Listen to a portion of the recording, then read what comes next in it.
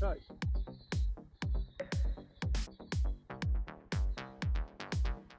Right. Greenlane Cottage Farm Lane. It's been raining today, so it might be a little bit greasy. But me and Andy did this last week up and down, and it was really nice. So, right, so the only problem is that there's a tree halfway up it. It's sort of that head height.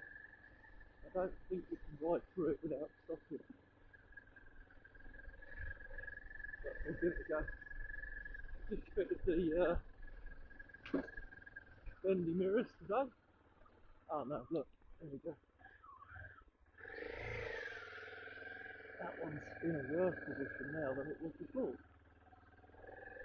Just wondering what the tilt's going to be like today. A bit greasy.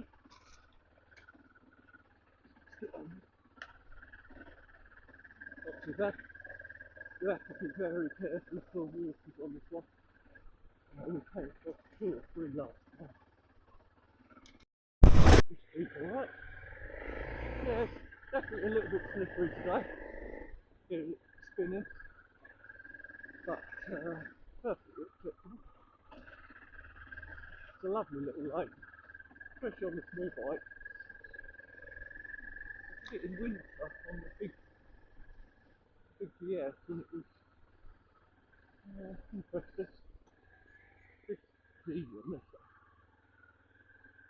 You can see where it's a little bit wet in places, especially on this wet, muddy grass. This stuff's not too bad. It's a really nice little lane up there. We definitely don't do it often enough, but as I say, on the big GS, it's just quite narrow and nadger, and especially where you've got a tree there. That's definitely not making it very easy.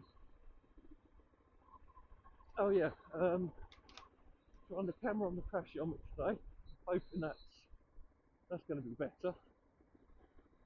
It just gives a bit more of an immersive video.